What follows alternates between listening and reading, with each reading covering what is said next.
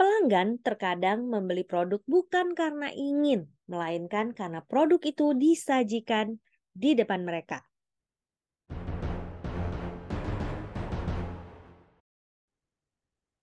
Atomic Habits, perubahan kecil yang memberikan hasil luar biasa. By James Clear.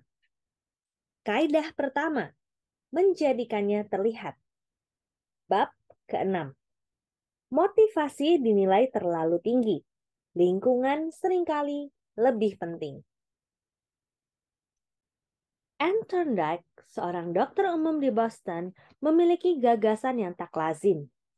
Ia percaya ia mampu memperbaiki kebiasaan makan ribuan staf dan pengunjung rumah sakit tanpa mengubah kemauan atau motivasi sedikit pun. Namun, ia tidak berencana membicarakannya dengan mereka semua. Thorndike dan mitra-mitranya merancang kajian selama 6 bulan untuk meningkatkan arsitektur pilihan di kafetaria rumah sakit. Mereka mulai dengan mengubah cara penataan minuman di ruangan itu. Awalnya, lemari pendingin yang terletak di samping kasir hanya diisi dengan minuman soda. Peneliti menambahkan air sebagai opsi. Selain itu, mereka menambahkan keranjang-keranjang berisi air botolan di samping tiap kios makanan yang ada di situ. Minuman soda masih menjadi yang utama di tiap lemari pendingin, tapi sekarang air tersedia di semua tempat. Selama 3 bulan berikutnya, jumlah penjualan soda di rumah sakit itu menurun 11,4%.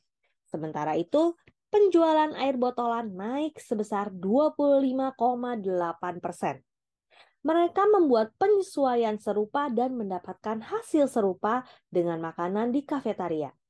Tak seorang pun mengatakan sesuatu kepada orang-orang yang makan di sana. Perhatikan gambarnya. Berikut penampilan kafetaria sebelum di sebelah kiri dan setelah di sebelah kanan. Rancangan di dalamnya diubah. Kotak-kotak yang digelapkan menunjukkan daerah tempat air botolan selalu tersedia. Karena jumlah air di lingkungan itu ditambah, perilaku bergeser secara alami dan tanpa motivasi tambahan. Orang seringkali memilih produk bukan karena apa produk itu, tapi karena di mana produk itu.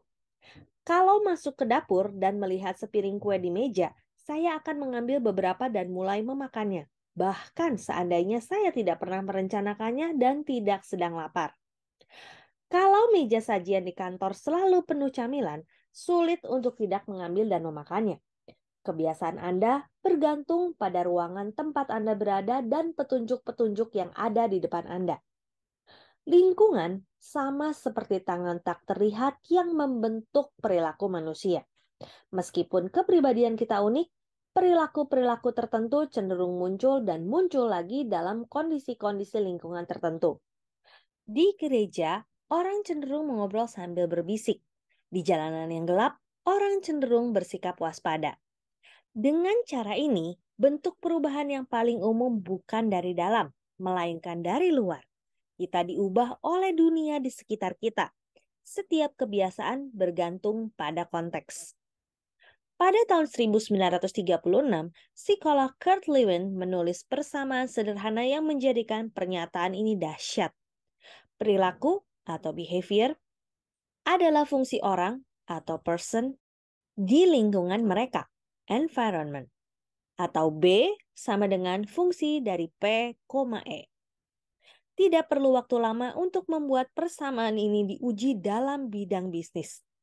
Tahun 1952, ekonom Hawkinson menguraikan fenomena yang ia sebut suggestion impulse buying, yang terpicu ketika seorang pembelanja melihat sebuah produk untuk pertama kali dan merasa memerlukannya. Dengan kata lain, pelanggan kadang membeli produk bukan karena ingin, melainkan karena produk itu disajikan di depan mereka.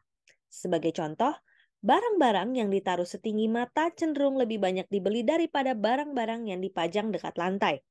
Karena alasan ini, Anda akan melihat produk-produk dengan merek terkenal dan mahal diletakkan di lokasi-lokasi yang mudah dijangkau di rak pajangan, karena produk-produk itulah yang mengundang laba paling besar.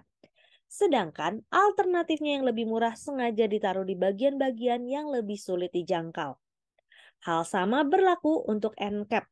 yaitu rak pajangan di ujung-ujung lorong. Bagian ini setara dengan mesin pencetak uang bagi pemilik toko karena lokasinya nyata dan dilewati banyak orang.